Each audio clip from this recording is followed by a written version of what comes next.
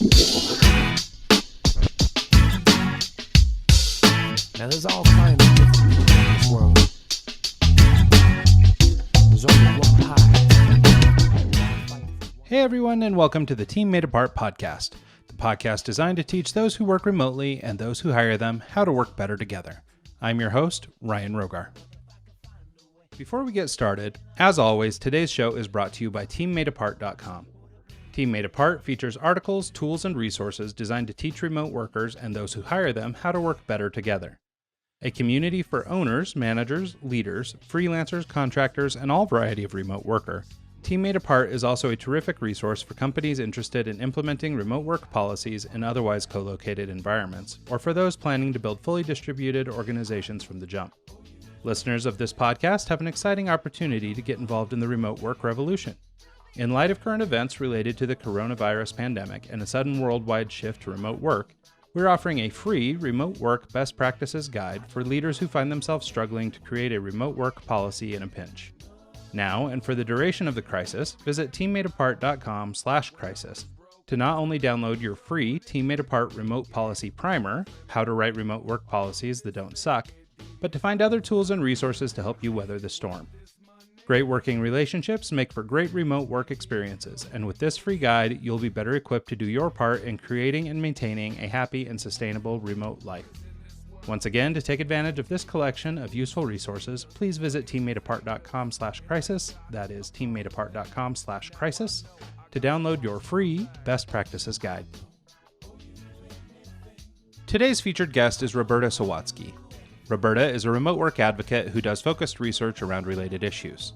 Through her work as a professor at the Okanoggin School of Business and her role of primary consultant at the remote work consultancy SAM Consulting, Roberta has become one of the most well-known and respected thought leaders in the space.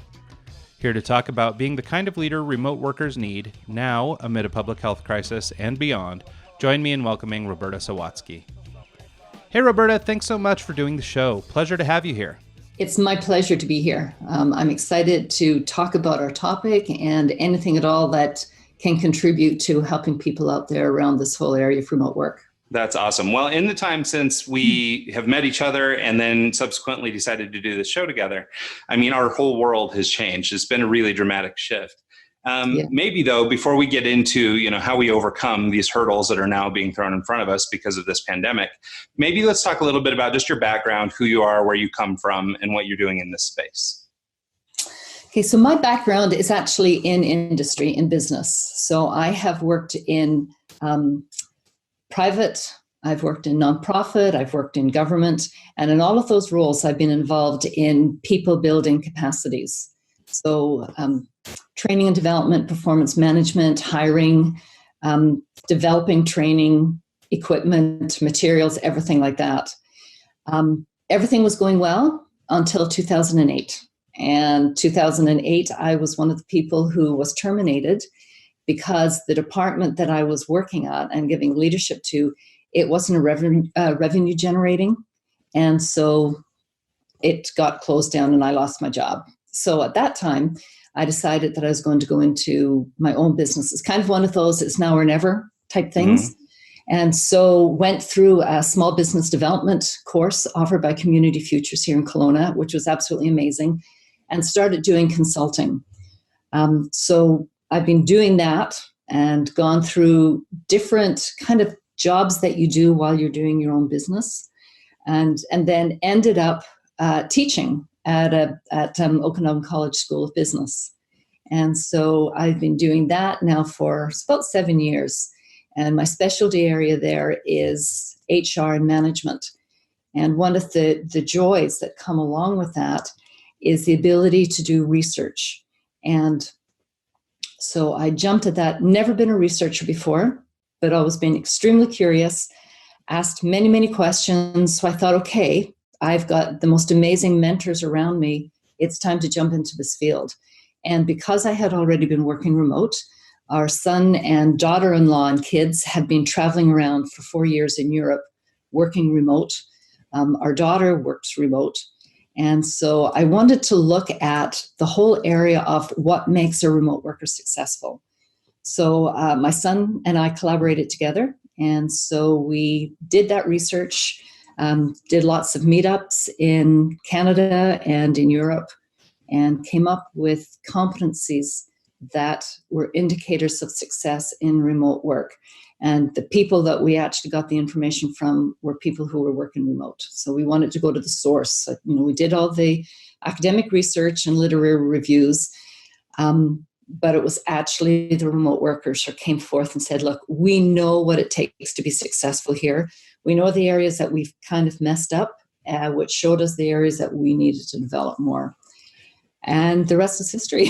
Yeah, no, I think that's incredible. And actually, I think it's one of the things that makes you maybe the most unique among the guests that we've had on this, premiere season of the show, is that you really approach a lot of this from sort of an academic perspective. And we have one or two others who have been, who are sort of from the realm of academia, but most of the people that we talk to have developed expertise in one way or another. They come from a business background, or maybe they, were a part of a distributed team somewhere, and they're leveraging that experience to do something. But the fact that you were out there actually, developing firsthand research and trying to really understand some of the core issues versus, people like me who just read those reports, I think is really interesting. And also, I think, provides you with some additional insight that maybe other people don't have. Yeah. Yeah. So I guess then let's talk a little bit about sort of the state of things. So I know that right now we're in, under sort of a quarantine. I don't know what the situation is like in Canada, but we're more or less, supposed to be confined to our homes. I don't see Americans fully cooperating. We're kind of used to this idea of being able to roam free. So I think it's going to be a hard sell. But I'm still, waiting in line at Lowe's and things like that. There's still people out. But I think that, it is really important. People are exercising social distancing and some of these other things, and also just a little bit extra effort everybody's putting in, with the hand sanitizer at the checkout stand, and just little things like that are obviously all going to contribute to the greater good here. But one of the things that has really happened as it pertains to what we're talking about, remote work, is essentially a global shift to needing to leverage remote work so that they can get teams out of the offices and start to, continue trying to be as productive as possible, but with, limited impact on one another's health. And so, as remote work advocates, obviously this isn't how we'd hoped it would go. It wasn't, global pandemic isn't what we were standing around wishing for. And in fact, I'm sure this situation has forced a lot of people to make a lot of bad decisions that might, ultimately affect them in negative ways down the road. But I wondered if you had any sort of insights on kind of where we are now and, what you're seeing in terms of, issues that are coming down the pipe, things that we should be aware of, and how to start working towards fixing them.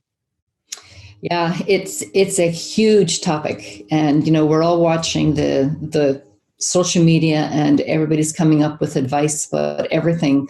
I thought one of the interesting thing in the couple of days that I know our Prime Minister has been talking about, and I don't know if it's the same in the States, is actually changing the term from social distancing to physical distancing. And I think even that small change makes a difference, because we know that you can be standing side by side and be socially distant from somebody. Sure. And so when you put that even into the workforce, we're used to working shoulder to shoulder with people, and we may not have been close to those people. We may not have been buddy best friends, but now physically we're apart. And that option isn't even there to be turning around and talking to somebody. So I think that the biggest thing that I'm hearing from a lot of people is just being alone. It's not the convenience of turning around and asking somebody something. Mm-hmm. You can be told about all kinds of tools that you can use. And there are a myriad of tools that you can use for your video conferencing, for virtual offices, everything like that. But whenever we go back to the basic needs of people, is that connectedness, feeling that sense of belonging. So some are concerned if they've lost their jobs, they don't even know where their basic needs are going to come from. Mm-hmm. And that is the scariest thing. But then whenever you go above that need to belong and having that sense of loss, I don't know where I fit anymore. I don't know what other people in my team are talking about because I'm not in all the conversations. And so trying to figure that out is a really big deal. And then getting used to the tools, but you're getting used to the tools at the same time as you're building the house. So if you think of a carpenter, he's told to, go build this house. And by the way, as you're building it, figure out how to use the tools, figure out how to make it happen. Mm-hmm. And we need this house built within a very limited amount of time. And I think that's what people are really experiencing now. It's kind of initial excitement maybe about trying to do something new. But I think this week, reality is really going to sit in a big way, realizing that, okay, I need to figure out how to get some kind of a routine going. Mm-hmm. I need to get up in the morning, and even though I'm not going to that office, I'm still going to work. How am I going to not only organize my time, but how as a family are we going to organize time? So for example, our son and his family live in Helsinki. Nathan's working from home. They have 6 kids and they're homeschooled. And so he is very disciplined in his work, but he can't leave and go to a coffee shop and get some work. So he's sitting at the kitchen table, headphones on. Crystal is doing the homeschooling. The kids are all in their separate areas doing stuff. And you make it work, and it can work. But for some people, this is a new big deal. So organize my family, organize myself, and get the work done, and take care of customers. And if I'm leading a team, I need to be also there to help and support them. So everything that I'm feeling, if I'm feeling overwhelmed, if I'm feeling the loneliness, if I'm feeling all of this, how much more are my team? And I'm the one that needs to come alongside and support them. Yeah, no. I think you're making some really critical points. And, one of those obviously is this routine. One of the things that's going on, or that I've been sort of acutely aware of lately, is just sort of, I don't want to get, like off on a political bend or whatever, but it does feel like the media is taking a bad situation and, just cranking it up a little bit higher. So it's sort of inducing this fear among people. And, fine, be afraid, recognize there's a real problem, all that stuff. So I don't want to discount somebody's emotions or somebody feeling bad or feeling afraid, because of course you're within your rights to do that, and you need to do what's best for you. But I do think that all this external stimulus is creating a little bit of extra anxiety around this stuff, which I think is bad. And so, but what I think we can do, to your point about routine and consistency, I think so much of what we would consider sort of normalcy is routine, right? It is getting up and brushing your teeth and showering and going to work. It is trying to develop, organizations and structures and things like that sort of allow us to maintain sanity or maintain, some sort of routine, amidst the craziness that's happening outside our front door. And so I think, you make a really good point on that. Here in our family, not unlike your son's family, we've got a little bit of an advantage in that, I've been working remote for a long time. We have a couple boys here. Both my 2 sons are now, suddenly being homeschooled. So my wife is an educator, but she has her own class to teach. And, so we've got all these different dynamics. Now on the technological side, we've got it hammered. I've got laptops coming out of my ears. We can set everybody up like that. We're doing great technologically. But so much of, even for our young boys, our youngest is 9, so much of what he needs to be successful now that he's doing school online is routine. And, the workplace version of that would be sort of the same thing, right? I get up, I shower, I brush my teeth, I put on clothes. I don't just lounge in my pajamas all day. And all that is sort of this mental game to make sure that it feels like work still. And I think that kind of thing is going to be more important than ever for people, in need of success. And I think that as a leader, if you are capable of providing structure, as best you can, having, policies in place or having guidelines or rules or, clear and articulated processes for different things, the more of that you can provide to your people, the more secure or the more stable they will feel, despite the upheaval. When you even think of morning meetings, so you may normally have a stand up at 8 o'clock in the morning, or, if it's your team is all of a sudden working remote. And in the office, you would have had to stand up at 8 o'clock. Well, instead of having an 8 o'clock stand up, make it 9 o'clock. Give the family, the people working from home now, just that extra hour in the morning to get everybody up, breakfast, and help everybody get into their routines. So one of the things that I see leadership really needs to do is take a step back. So, when we talk a lot about empathy and the importance in the remote world for empathy, but the importance right now for leadership to be demonstrating empathy, to to ask questions to learn what are the situations that your team are actually dealing with at home. Try to get an understanding. Take time in your meetings to find out, what are the challenges you face this week? What's going great? So I do work with workplace lists.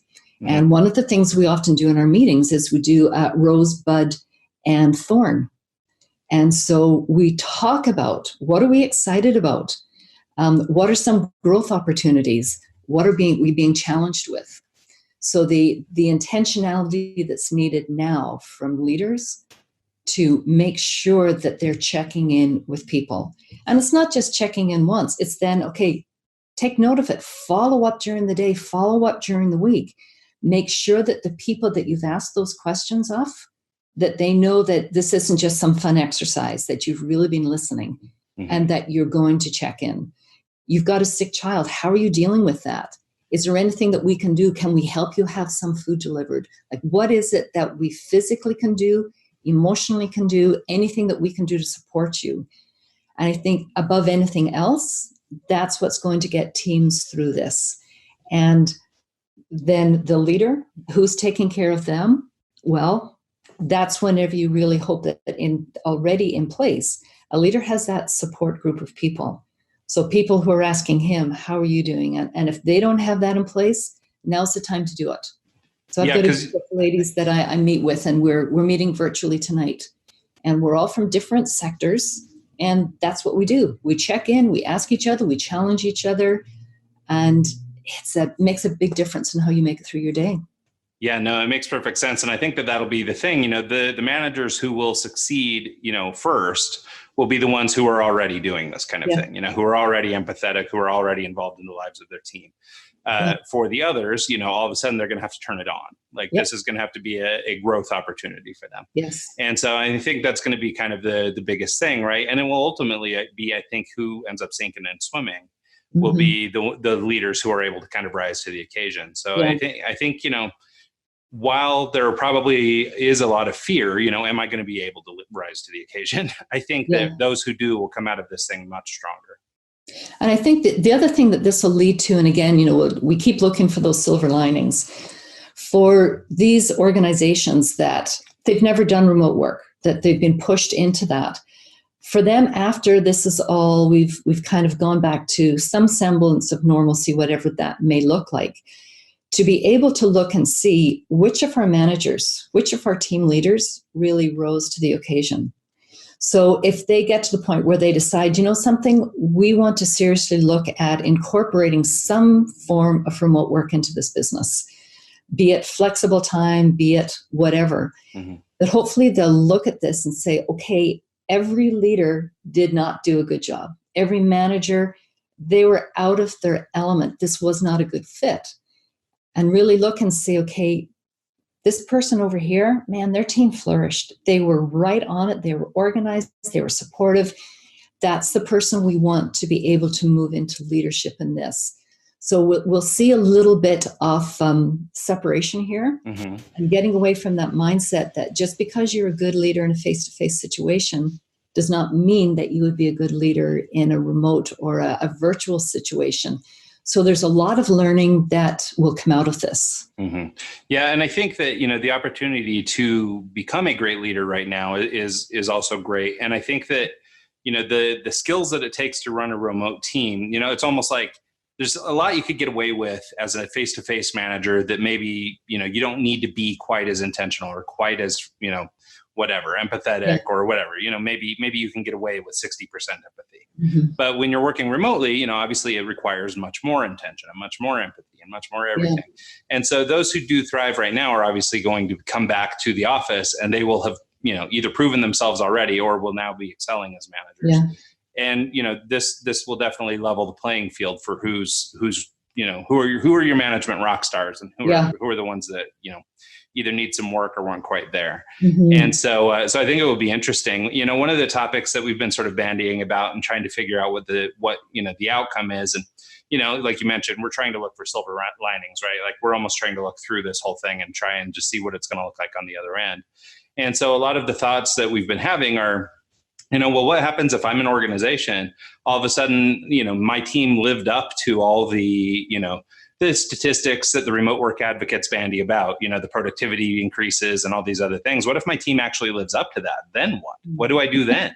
Because it might be a pretty difficult sell to say, okay, well, everybody back to work, back to business as normal. Yeah. And so I actually wonder how much, business is going to evolve from this anyway, even though, as people in this space, like this wouldn't have been our suggestion, or this wouldn't have been the answer, or, having a pandemic or something like this wouldn't have been our request to get people into remote work. Mm-hmm. But man, people are going to either have great experiences or really bad experiences. And I think that that's going to, sort of determine how they move forward.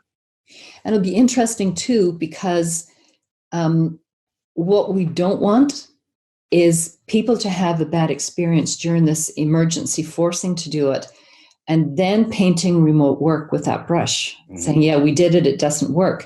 So getting the message across, and I know Laurel, Tammy, there's so many people are trying to get that message across that this is not the way you transition into remote work. It's just not. You need to have things in place in order for it to be successful. So when you go back to normal working, or if you decide you're going to stay remote working, take a few steps back and then start getting things into place, because there could be damage done. Yeah. Well, and I'm seeing too, and this is just one of the things I actually have seen Laurel commenting on this quite a bit lately, is sort of the rise of expertise. All of a sudden there are a million people who are ready to coach you, and there, are all these, quote unquote experts out there who are now rising up and saying, oh, no, we can help advise you.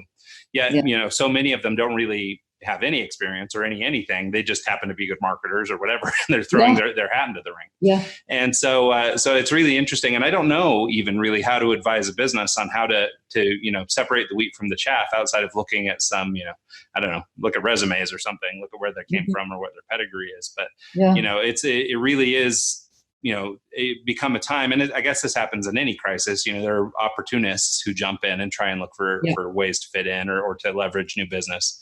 And, so I think it's kind of an interesting time too, that there's just such a rise in this kind of thing. So for the people who are trying to do it from an academic perspective, or organizations like Workplaceless that have been, such, I don't know, on the vanguard of all this stuff, and who do such incredible work with their training programs and stuff, like, how do you make sure that the right people are getting the credibility, or being attributed the credibility that they've deserved, Yeah.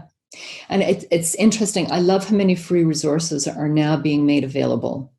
And so while all of this is going on, my hope and desire is that people will access those resources, so that if they are in a situation where they've been forced to work from home and it doesn't feel right to them, like they are not feeling supported, it's not going well, hopefully the message has somehow been able to get to them. Go and access these free resources. Like, these are resources from people who really do know what they're talking about. And that whole, it's the importance that, in the research, one of the top competencies was being self-directed or self-managed. So those people who say, okay, it's not right, it could go for a while, I need to learn how to do this right. And then they go out. Those are the kind of people that are also going to bubble to the top and realize that I have what it takes. I can work remotely, because they've gone and they've resourced, they've gone to find help from somewhere else. Because we all know in the remote world, even now, there are managers and supervisors who aren't doing a good job. They're not supporting their teams. They're not giving the feedback. They're not providing the tools. And so it's really on the shoulders of a lot of remote workers to source, how do I do it right? Where do I get support? Where do I find a community that I can belong to? So with the resources being made available for so many people, I trust that the silent voice of us getting our stuff out there, and remote workers who are work from home, whatever we're calling them, these emergency job situation changes, that they will be able to access this, and that they will start their own learning and development around this area. And at the same time, people who have been forced to be in the position of they're leading these teams, that they will be able to reach out and find those resources. And so that somehow they'll filter through the so-called experts that are kind of hanging out their shingle to take advantage of this, that they'll sift through that and get to the meat of what they need. Well, and that's an interesting point too. We were talking earlier about sort of the spectrum of needs, like some people, if you're sick or have a loved one who's sick or something, maybe your needs are completely different than the guy who got laid off, than the guy who is just working from home because his company sent him home, but there's no real impact to his finances or anything, versus the people who are actually thriving. There's kind of this whole range of people here. But I think, just talking about resources and all that stuff, and maybe this is my years of experience as a freelancer sort of mentality popping up, but, I think remote work could present a real opportunity, and the availability of all these great tools and resources could provide opportunity for people to start new businesses and actually get out and start building new opportunities, in the middle of this crisis. Yeah. And so I think it's really interesting. You point out the availability of these things. And tools, are a big part of it, but there's so much more to it, right? There's this motivation, there's all that drive, and I think so many people who are now urgently looking for work or whatever may take to remote opportunities. Whether it's working for somebody or launching their own business or something online. So I think I don't know. I still am pretty optimistic that this will lead to a lot more good than it does bad. But certainly there are people struggling right now. And I think the more that we can do to help, because I think I've even found among my coworkers and stuff, people who don't normally work remotely, like I consult for an advertising agency near here. And, they were suddenly had to start working remote. Well, they have a very tight social group, and the account teams all work together, and they, see each other every day. And, and now since we've been apart, like nobody's talking, nobody's doing anything. Everybody just kind of went out on their own thing. And, I've tried to ringlead some things, but I'm just a contractor. I just consult for them. So I don't really have any power to do any change in the company. Yeah. And so it's been interesting to watch them, because in the ad business, they have a technological advantage in that it's, everybody has a laptop, everybody has, it's, a very tech forward company. So they're able to do that kind of thing. But what they're lacking is this whole back end empathy management, and even though they're used to working with like freelance resources and people on the outside, but they're not used to, sort of caring for people and applying this sort of empathy to things. It's very transactional, right? We have a project, you get it done, that kind of thing. Yeah. The human connectedness. And that's, again, I think my favorite term in all of this to do with remote work really is intentionality. And so, we do want to get the job done, and you're used to getting the job done.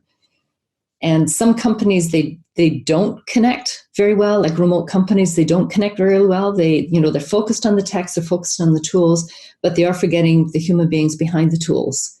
And so with all of the extra stress around, even in those companies who have been existing for a while, they're in the routines, they work remotely really well, the needs of the people are going to get even higher.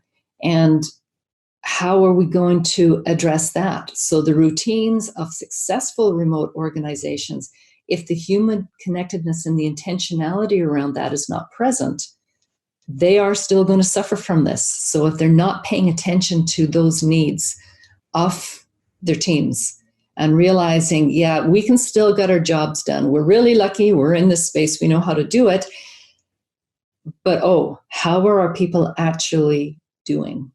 And I love the comment about intention. It's something that we talk about, on this podcast, on other shows I do. It's intention all day, because I think that it is such a critical component to success in really anything, but especially now during this.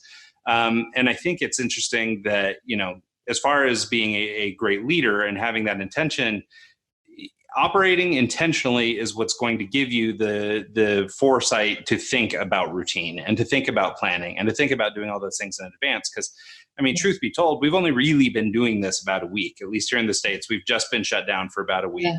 And it feels like forever already. Yeah, it feels like an eternity. But it's literally just been a week. And I work from home most of the time. So for me, it's not been that different. I still, but having now 3 new coworkers with my wife and 2 kids, has made for interesting dynamics, right? Because now kids need help and all these other things. Yeah. But what I was trying to say was that this, if you don't have that sort of intention and you don't start planning ahead, we're going to, basically the other boot's going to drop, right? Like, I mean, we're not feeling loneliness yet because we're 6 days in. Mm-hmm. But at 2 weeks, or if they decide to extend to it, 30 days or whatever, what does 30 days of home look like, And so I think it's really important, just to that idea of intention, that as leaders and managers, that we're being intentional. We're looking, sort of playing the long game as best we can, right? And understanding that, these first couple of weeks might be a little rocky while we develop processes and we get back on track. But if we're not even thinking about that, if we're kind of looking at it as business as usual, I think people are going to be sadly surprised here in the future, in a couple of weeks of this. Yeah, truly. And I think that, whenever you talk about academia and research and how that combines with the actual work, I mean, it's humans are humans. And we have that need for connectedness. We know that, but it's whenever things start happening around us that it actually bubbles to the surface. And you start, you kind of think, I kind of feel down today and I don't know why. And then you start realizing I haven't been with a friend. Normally you would say, go have a walk, meet a friend for coffee. Well, I can't. Right. I can go for a walk as long as I'm physically distant from everybody else. And there's no coffee shops open, to have a coffee at. And so I think this is where we look at, and when we see all of these theories, that we've built business, we've built everything on all of these leadership theories, motivation theories. This is where we actually see, do those theories hold water? Oh yeah, no, that is a great point. Yeah.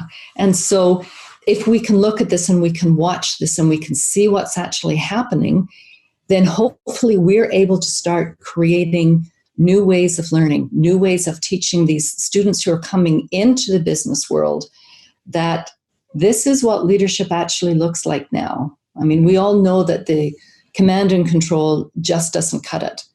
But the amount of people that are still leading that way, it's mind-blowing. Well, it's so interesting, right? As you think about it, and I'm just thinking of sort of the progression of management style and stuff, and I mean, I'm I just turned 40. So, I mean, I only have, 25 years in the workforce. So, I mean, things were probably better for me than they were for my grandfather or whatever. But I think that even in my tenure, I've seen, the management styles become much more, I guess, human or touchy-feely or whatever you want to call it, right? They're much more emotionally intelligent now than they maybe ever have been. Yeah. And a big part of that is, this global shift towards that. Mm-hmm. And so, but this sudden shift into remote is such a push off the cliff for all those guys that it really is going to be kind of a put up or shut up kind of moment, right? This is going to be a, are all the things or all the lip service you've been paying, are you really doing what you said you were doing? Because now we're going to know. Yeah. And realizing that if you have a team of 5 people, the way each of those people need to be led, need to be supported is different. So it's not a one size fits all. So when Hershey and Blanchard, they talk about situational leadership, and they really stress the need for look at the person. What do they need? Are they willing to do whatever they need to do? Are they able to do whatever they need to do? And depending on where they are, you're going to have to provide totally different support for them. Are they doing amazing? And all they need is for you to come along and say, I am so impressed with what you're doing. Like, I feel totally confident that I'm just going to be here to be your champion. While other people may be really new and scared and saying, I don't know how to do this. Teach me how to do it. And then you become that more directive person. But then you also have, we've talked about it before, the needs of the leader. And so we hear a lot about servant leadership in the remote world, that your job is there to remove barriers for your workers. But that can be taken too far. And so for a leader to be able to set up the boundaries, like, I can spend so much of my time taking care and removing everybody else's barriers that the self-care that I'm practicing is just gone. It doesn't exist anymore. And then you're trying to lead all these people out of a totally empty tank. Mm-hmm. So how do you look at taking care of yourself, being there to champion everybody else, and making sure that you're spending enough time with each individual person to truly understand what are their needs and how do I make this a fantastic experience for them? So there's lots of balls to juggle. And there really are. Yeah, no, it's very complex, because as you're saying those things, I'm thinking, okay, well, yeah, but like the needs of the individual are so much, and they need to be accountable for some of their own emotion, and Yeah. how are they handling life, and then also now work, and and then how do I as a manager try and help them through that when I as a manager too am a human who is also in a situation where I've got people working out of my house, or I've got whatever issue that I've got. And so it is really interesting because it is commanding an extra layer of strength, from people that maybe they could have got away with, not using before. Yeah. So I think that is a really good point. So let's talk a little bit more, I guess, sort of in sort of maybe more actionable terms about the traits of a leader right now. I mean, we've discussed empathy. We've talked about, being intentional with things, but let's talk more about like, in this either emergency situation or as a remote work leader in general, you're having to learn new skills more quickly now, given the situation. But generally speaking, there's sort of a set of traits that you would want in a remote leader. Yeah. Can we talk a little bit about that and sort of, where we, how we develop these skills to make sure that we can be a good leader? Well, let's take a step back and look at the traits of the people that you're leading. So we know the kind of competencies that successful remote workers need to have.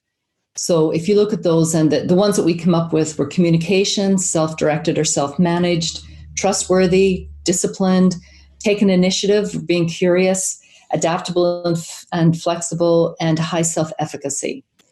So if those are the competencies that we are requiring for the people on our teams, how then does that inform what needs to be the competencies and the skills of the people who are leading them?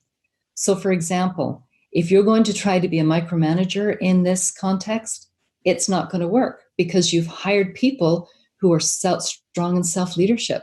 And so you'll have an instant conflict.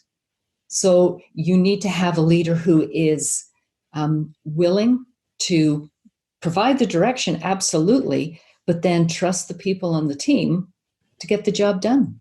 So it's going to need to be somebody who, even whenever it comes to performance management, they don't feel that they need to be checking in every day. They don't need the daily logs telling them I did this, this, and this. They need to trust that the people that they've hired are getting the job done, and you have check-ins just to see how can I support you. So very much, if no micromanaging. It doesn't fly. Well, yeah, I think trust is such a critical piece of this whole thing, right? Or I mean, maybe that's shorthand for a set of skills.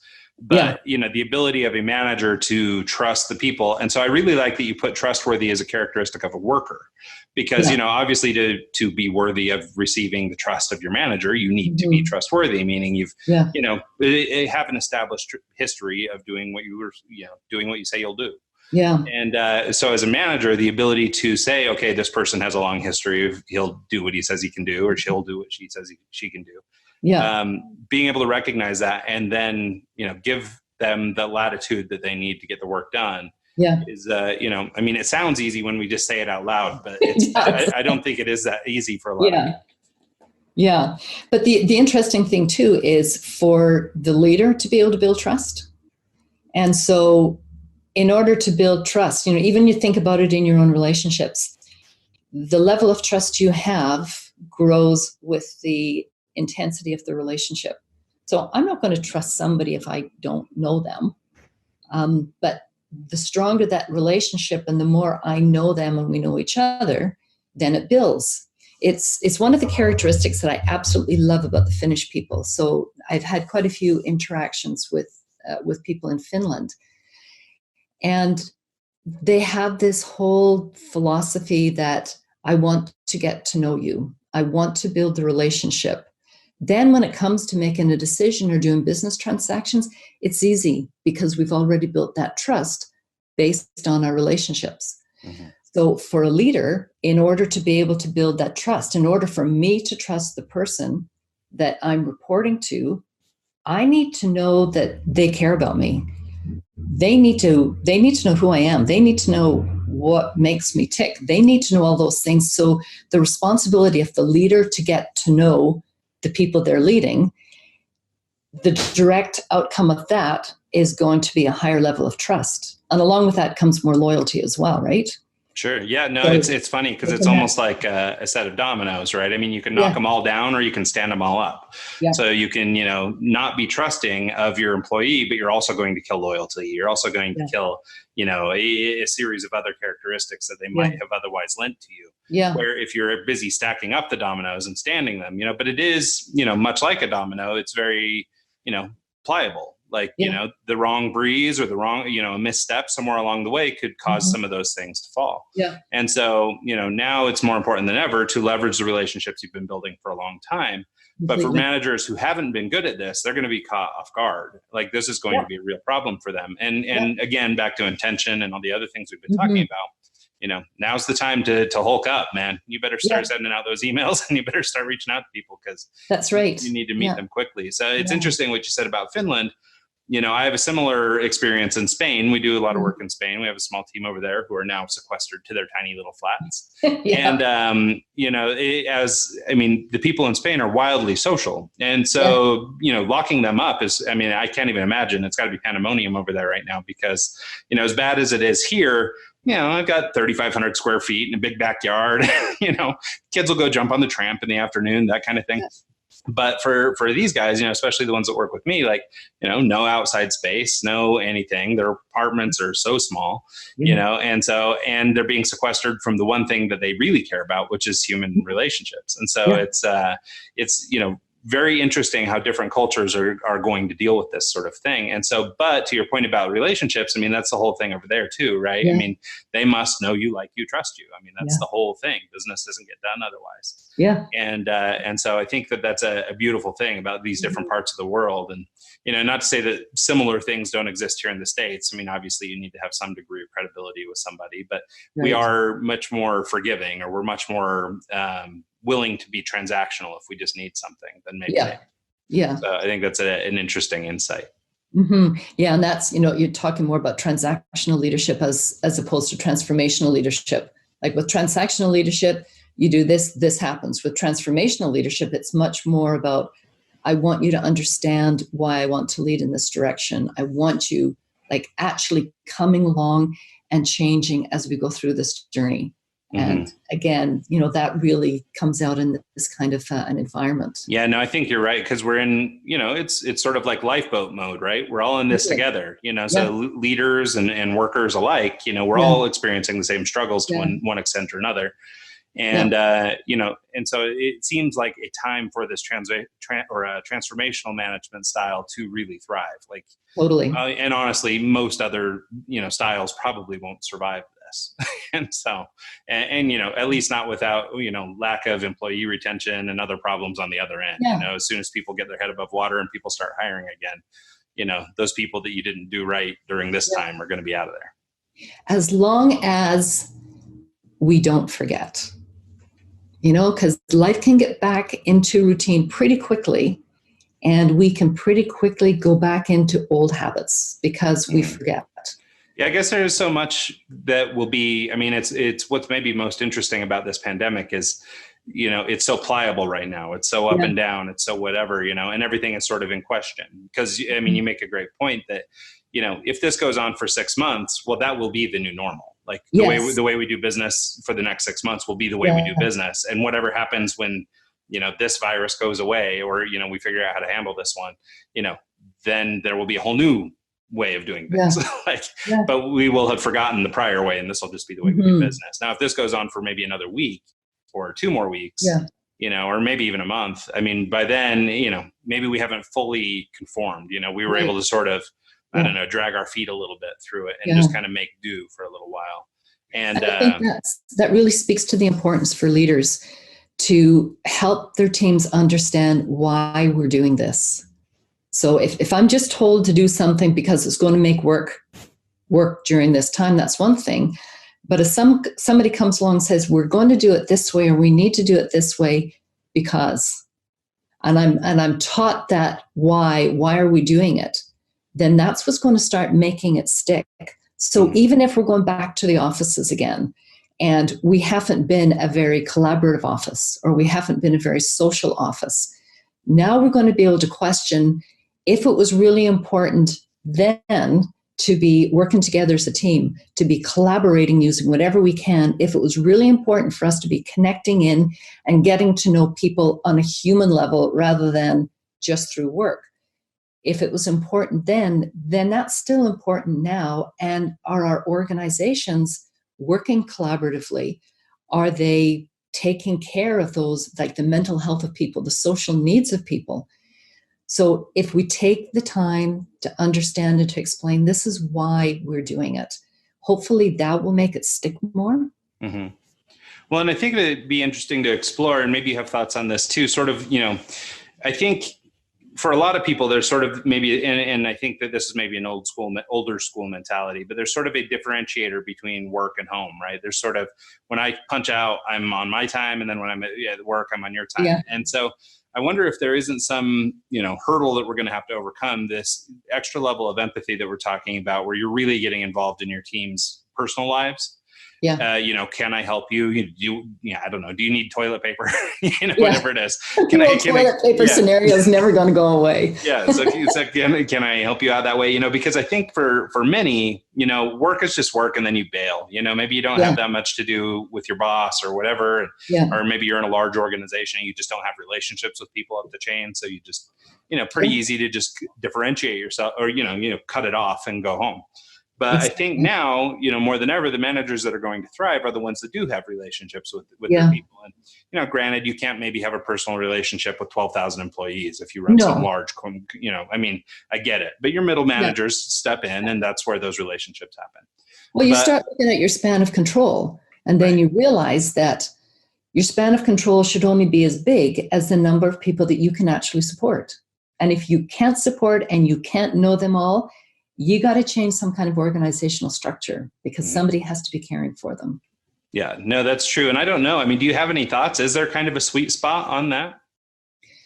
I think it depends on the person, but generally, I don't think we can care for more than 6-10 people max. I really don't. Yeah, I think that's pretty fair. Into beyond work. Mm-hmm. And then as leaders, we get to actually model it. So if I'm modeling it for the 10 people that I'm responsible for, and then they're responsible for X number of people, then it will actually filter along, and people will realize, okay, I feel really good when I have this conversation with my supervisor. Maybe I should be having that same kind of conversation. Then when it finally gets to the customer, and you have someone serving a customer who really feels valued, the customer's the winner. Yeah, well, and so maybe that brings up a good point about sort of cultural shift that might happen right now for businesses. Like maybe there is an opportunity, if we're looking for silver linings, to start shifting cultures more in that direction, right? Be more, company or customer centric, but you become more customer centric by being more employee centric and things like that along the way. Yeah. It seems like there's room for a lot of really positive byproducts to all this, outside of just the negative or how bad things could go. I think that there really is a lot of positive that could come from this, and I think you alluded to one earlier, or sort of mentioned one earlier, which was this idea that, in this time, if we're all collaborating and maybe the hierarchies are sort of leveled a little bit, and me, the manager, is on the same plane as all the people who work with me, and we're all trying to solve this together. When you do come together, this culture has shifted from this top-down delineation of what we need from you to this new relationship where all of a sudden everyone's a contributor. I may happen to be the supervisor. I've got my set of responsibilities, but ultimately I'm not here to make all those decisions. Like, us as a group, we can do it now. Yeah. And so I think that might lead to some really impactful cultural change within organizations. Yeah, definitely. And I think when you look at collaboration at its very best, you're going to pull a group of people together who are diverse. And so when I talk about diverse, I'm really talking about diverse thinking. Mm-hmm. And so you walk into the room, whether it's a physical room or virtual room, and you have people there that are coming from different experiences, that think differently, that may be the CEO of the company, or they may be the person who is putting the sanitizer in every available place. You have everybody coming together in one space. And that's what you're seeing in some companies in order to, to deal with the emergency response. That's true collaboration. People from every level, no matter what it is, it doesn't matter. There's no power struggles in there. It's you leave your title at the door and you're bringing to the table your expertise, your thinking, you're challenging what somebody else has said, not because you don't like the person, but because you want to work through those ideas and drill them down and get to the purity of the issue. And that's what collaboration should always look like. But we forget about that. And so that could be one of those things that comes out of this. Yeah, well, and I think what's really beautiful about what you just said, but I think it's also this is extraordinarily human behavior, right? Yeah. This idea of sort of we'll come together as a collective and we'll try to, get everybody through this together. Everything's put aside. Yeah. It doesn't matter if I liked you on Wednesday. Now we're in this together. I mean, you can think about it using maybe a metaphor of war or something where, all these people from all these different walks of life and everything are now coming together to defend one common, whatever it is. In this case, we're trying to protect our normalcy. We're trying to protect, being human. We're trying to protect our livelihoods and relationships. And we're doing this, I mean, we had an example just in our own life the other day. We've got a friend who's, not doing very well economically, hasn't been for a long time, not as a result of this necessarily, but now is in danger of losing their home and some other things, and, really bad situation for them. And, we're trying to do all we can to help them, but we got a random text just talking about toilet paper.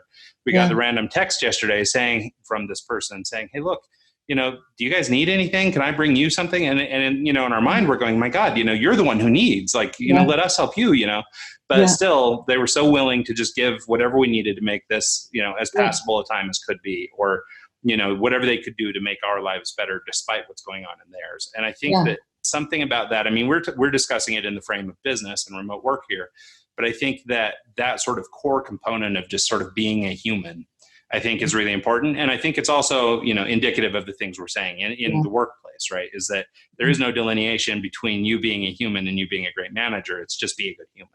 Yeah. And it's that, what you talked about sooner, we hear too many people talk about work-life balance. Mm-hmm. And I think it really needs to be work-life integration. I think that's smart.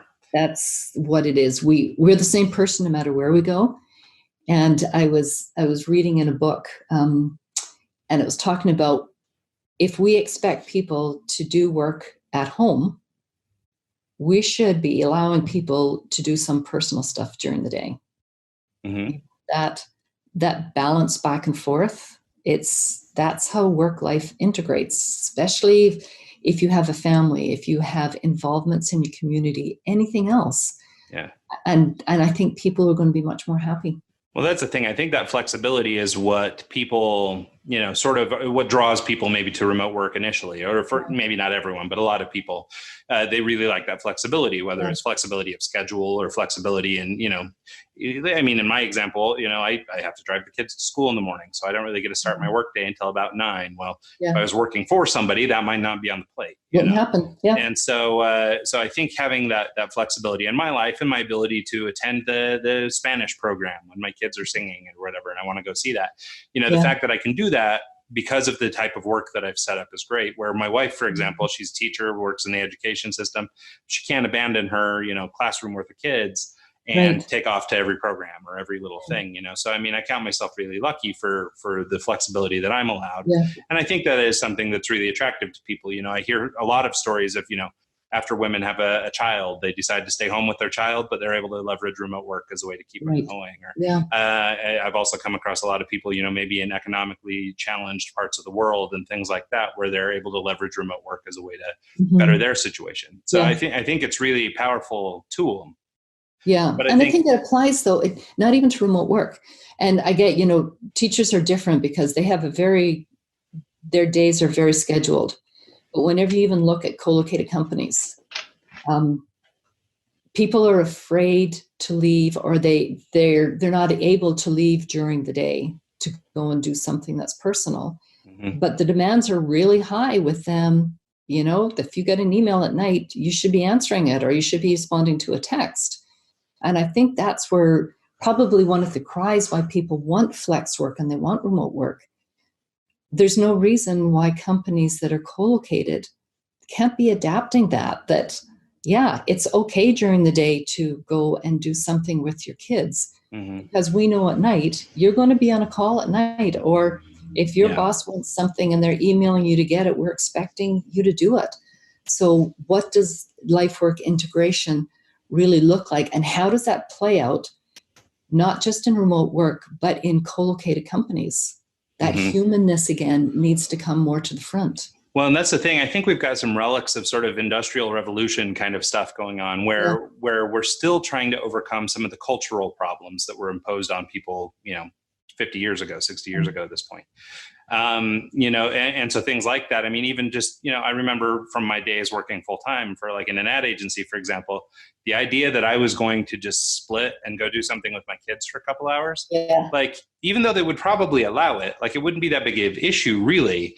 There's this stigma attached and it's kind of gross. And am I the guy who's not there when they need me? And, like, there's all these other, connotations around this. That I think, have steered people into not making those decisions. They'll skip their kids' thing to stay at work for fear of this kind of, real or imagined retribution. Right. And I think it's one of the things, like in Spain in particular, just because we were talking about them earlier, they have a very small population of people who leverage remote work on a, normal situation. A big part of it's cultural. They like being around people and they spend time with people. And they actually use remote work or, this siloing or this, separation from the rest of your team as a way to sort of punish people. This is how they treat you when you've done wrong. And so the idea of just being a remote worker, and I think this is true in other parts of the world too, like in China and Asian countries, things like that, where, the value of people is so high. This idea that you're not the last one to leave the office or your boss doesn't get to see you leave or, whatever. I think these weird relics of the past, have been some of the bigger prohibitors to advancement of remote work. And so I think now we're going to find, it's basically, I think, fear that kept managers in the past from, allowing these kinds of things, fear of not getting something done, fear that somebody wouldn't be responsible, fear, whatever. And so, but I think now, given the situation, I'd be surprised if a lot of managers didn't loosen up on some of those old constructs, because we're going to get, there will be a greater understanding of what we're capable of by remote. The other interesting thing too, and if you're talking about characteristics of leaders, with remote workers, we expect that they will take initiative and that they will be curious. If you're wanting someone to be an excellent leader in that field as well, they need to be learners. So ongoing, they need to be curious. They need to ask questions. They need to be making sure that they're staying ahead of the game and watching, what are the trends? What are some of the challenges? What is it that I can learn and how can I personally develop so that I can turn around and then provide that learning to the people on my team? And so if you're interviewing for someone to lead a team, I think one of those key questions is, what have you learned lately? How have you furthered your training, whether it's in webinars, formal training, books you're reading? It doesn't matter what the genre is that you're learning, but how are you learning and how have you applied that learning? So we're not talking about just gaining all of this knowledge and our heads getting bigger and bigger. The idea of wisdom that comes out of knowledge is gaining the information. Wisdom is actually being able to ascertain, how do I now apply what I've learned? And so for a leader to be able to do that for their team and to challenge them and bring them up and encourage them, because they already value curiosity, and to know that I'm following somebody who is learning and they're equally as curious as I am, well, that lets me know that if I need to ask a question, it's okay, because they value that characteristic in me, because they're demonstrating that as a leader. Yeah. Well, and I think that, that characteristic also lends itself to innovation. And so if you are a company that is trying to weather a storm like this one, or in any, given scenario, you're just trying to improve sales, having managers who are constantly learning, constantly absorbing, what's happening, what the trends are, where things have been, where they're going, and then able to sort of take all that information, amalgamate it, and then be innovative on top of it, I think is where you see real change and real shifts happening. And so I think that, to your point, I think that characteristic is critical. Yeah. And the creativity. So you creativity and innovation can't be separated. And so totally thinking outside the box is massive, And don't expect other people to think outside the box if you're not. Well, and that's the thing. I mean, if you do look again at this pandemic situation that we're dealing with right now, I mean, this is a world rife for innovation. Yeah. Right. I mean, talk about thinking outside of the box. I mean, it's totally unprecedented, at least here in the States. And, I assume in most developed nations, this idea of being locked down over a virus spreading, is a completely new world for most of us. And so I think there's a ton of opportunity for innovation and for people to really come out the other side stronger for this. Totally. So I think it's, as bad as it is, I think it's a great opportunity on many different fronts. Yeah. So I guess to sort of wrap things up and start winding down this conversation a little bit, I guess, maybe like you gave us sort of the characteristics of a remote worker. Let's see if we can kind of put together like a list of actionable characteristics of a remote leader and maybe just kind of how they learn. I know one example, you mentioned Workplaceless earlier. They have a lot of great programs for teaching leadership. I wonder, just what are your thoughts on that? How do, if you're not sure or you need to be assessed, if you need to have an understanding of where you are so that you know where to go, do you have any resources or suggestions for people that might be in that situation? There is an assessment that we use that we based our last research on around personalities and remote work is HPTI. So it's high potential trait index. And it does an assessment of your personality. And then if you're doing that also with your team, it helps you to know what areas of strength that your team members have as far as personality traits. So you can just look up HPTI, and Thomas Nelson actually is, that's their assessment, is fantastic. I think individually understanding your strengths is vital. So Strength Finder through Gallup poll, doing that and knowing what it is that you actually bring to the table and how you build your team through that. So there's different assessments that you can use through that. You mentioned earlier emotional intelligence. So for a leader, I think one of the best things that they can do is to understand themselves. So I am so not one of those people that's into navel gazing. I only will do assessments if there is a so what component of it. So for leaders to truly understand themselves, what it is they bring from the table, how they lead, learning how to figure out how to lead other people, that high self-awareness is really important. Strong communicators. So a leader needs to be able to communicate across every channel. So spoken, writing, understanding which channel that they should use for communicating. That was, whenever we were doing the survey from the remote workers, that showed up as 100% as being necessary for remote workers to be strong communicators, which means the people that are leading them, it should be 100% as well. So strong communicators is really important. Being able to facilitate collaboration. So the idea of not just team building, but pulling people together. You can't tell your team to go and collaborate. You need to actually come alongside, model it, help them do it, because these are people that may not even know each other and they're thrown into a circumstance where they need to work together. So a leader needs to be able to be a strong collaborator, so demonstrating that in their own life and then being able to help guide their teams to that strong collaboration again. We talked about the importance of learning, the importance of empathy, the importance of being able to build trust and being trustworthy. The importance of self-efficacy. So when we talk about that, I need to be strong enough in knowing that I can do what I do well in order to be free to trust other people to do what they need to do well. So if you get a leader who is very insecure, they're kind of wishy-washy, they're not really strong in believing they have those skills, they're not going to be able to bring that out and draw that out from their team members.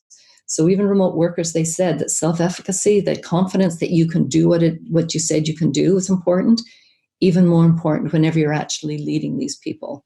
Because, I mean, we can all spot a phony a mile away. Sure. We all suffer from that imposter syndrome. And to get through the imposter syndrome, you have to be able to say, this is what I can do. It's not an ego thing, not at all. It's confident that I know I can do this, and I will bring that strength to what my team's doing. Adaptability and flexibility, again, important for remote workers, very important for leaders. Your team is not going to be able to all the time drop and do everything that they need to do right away. So if your empathy is strong enough, you're going to be more likely to be able to be adaptable and flexible, because you're not king of the world and everybody does not fit into your schedule. So as a leader, as things like this change, you've been leading a team, whether it's co-located, whether it's virtual, how quickly can you pivot? How quickly can you change and go into the mode that says, okay, we'll now do this, we'll do this, I need to provide this, we need to do this. That flexibility and adaptability is really important in a leader. And that brings confidence to the people that you're leading. If they know that their leader is, okay, we're on this, may not have the answers, so that honesty needs to be there, that transparency needs to be there, but along with it, that confidence. We don't know exactly what to do, but we are here, we will do it, we will make it happen, and we'll keep you informed as we go along the way. Yeah, I love all that. I think it's, I don't know, maybe time to drop the mic. Like, that is probably about as good as we're going to get. So I think that's great information and stuff that people can act on. And I think that, in this time of sort of turmoil and all that stuff, it's I think if people look at it as an opportunity to really grow and excel and really take care of people and help people through this time, I think that leaders will grow, businesses will grow, business will, survive. And, and then hopefully as our economy returns to normal, we'll get back on our feet. So yeah, and we'll such great things to talk about at the coffee shop. Yeah, right. Yeah, God, we're going to have a laundry list. There's going to be a line for the patio at Starbucks as soon as they reopen. Oh, yeah. Well, cool. Well, thank you so much, Roberta, for your time and doing this. I really appreciate you working it out, especially given the circumstances. I know you've been busy. Where can people find out more about you, learn about the work you're doing, and follow you personally? They can find me on LinkedIn, just under Roberta Sawatzky. You can also go to my website, and that is sam.isremote.com. And you can find the links through those two places. You'll find me. That's awesome. And we'll make sure to share everything in the show notes as well. Yeah, my Twitter is @Roberta2014. Okay, perfect. Yeah. Well, that's awesome. Well, thanks again so much, Roberta. And thanks for everything. My pleasure. Stay healthy. Stay tough through all this. Okay. All right, take care. Bye. I don't know you.